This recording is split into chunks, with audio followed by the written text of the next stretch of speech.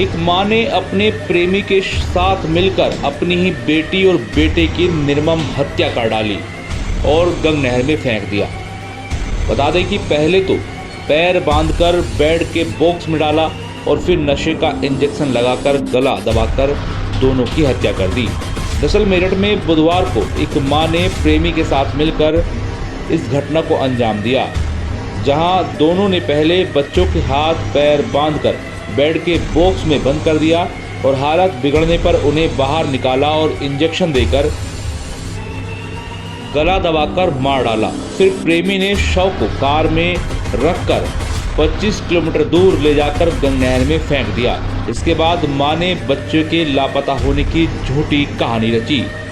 बता दें कि इसके बाद पति के साथ थाने में जाकर रिपोर्ट भी दर्ज कराई। पुलिस ने दोनों से पूछताछ की। इस दौरान पत्नी अपने बयान को बार बार बदलती रही।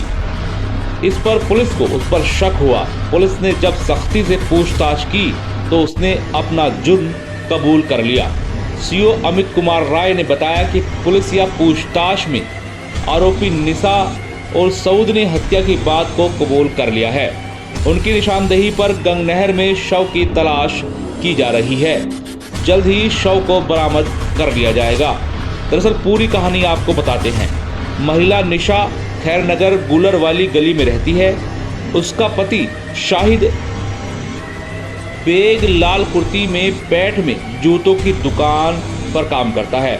निशा बुधवार शाम घर पर अकेली थी।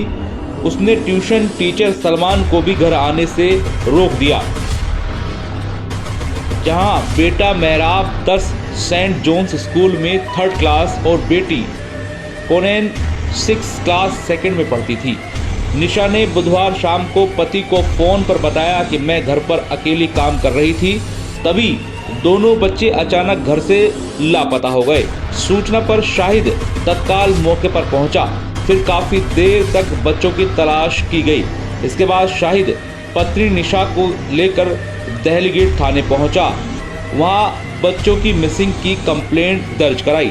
शिकायत दर्ज होने के बाद पुलिस की 10 टीमें बच्चों की तलाश में लग गई।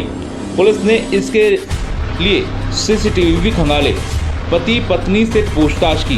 पूछताछ में किसी रिश्तेदार से संपत्ति का विवाद भी सामने आया, लेकिन पुलिस को शक मां की तरफ जा रहा था, क्योंकि जब बच्चे गायब हुए तब वह घर पर अकेली थी।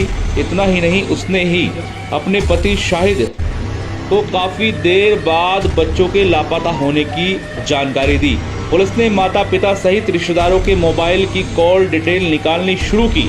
इस दौरान मां निशा के फोन में इलाके के पूर्व पार्षद सऊद का नंबर मिला।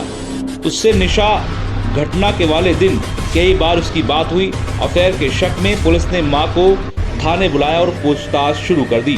पुलिस ने कहा कि सीसीटीवी से सारी कहानी खुल जाएगी, इसलिए आप सच बता दो। तब जाकर कलयुगी मां ने डर के कारण खुद ही सच उगल दिया। उसने दोनों बच्चों के हत्या की बात कबूल ली। इसके बाद पुलिस ने सऊद फैजी को भी उठा लिया और थाने लाकर पूछताछ की। उसने भी बच्चों की हत्या की बात कबूल कर ली। निशा ने पुलिस को बताया कि 4 साल पहले से उसकी और सऊद की मुलाकात हुई। पूर्व पार्षद सऊद अपनी पत्नी को छोड़ चुका है। माँ बाप का इकलौता बेटा है। उसके पिता कोर्ट में पेशकार थे। उसके पास काफी दौलत थी, संपत्ति थी, और उसने कहा कि मुझे दौलत चाहिए थी और सऊद को प्यार चाहिए था। इसके बाद दोनों एक दूसरे के धीरे धीरे नजदीक आने लगे। पति काम पर चला जाता था और बच्चे स्कूल चले जाते थे, जिसके बाद सऊद घर पर आता था। इस पूरी कहानी में 2 मोहल्ले के लड़के भी शामिल थे। दोनों सऊद से पैसे लिया करते थे। निशा ने बताया कि कुछ दिनों बाद हम लोगों ने शादी करने का मन बनाया, लेकिन दोनों बच्चे बीच में आ रहे थे। शादी में अड़चन आने के चलते उन्होंने दोनों बच्चों की हत्या करने का प्लान बना लिया। सीओ अमित कुमार राय ने बताया कि पुलिसिया पूछताछ में निशा और सऊद ने बताया कि दोनों ने मिलकर बच्चों की हत्या की है। इसके बाद कार से शव को गंग नहर तक पहुंचाया और गंग नहर में दोनों बच्चे के शव को फेंक दिया।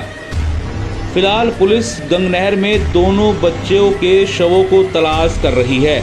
आपको बता दें, इस घटना से आहत इलाके के लोगों ने खैर नगर में ही स्थित आरोपी के मकान पर देर रात हमला कर दिया।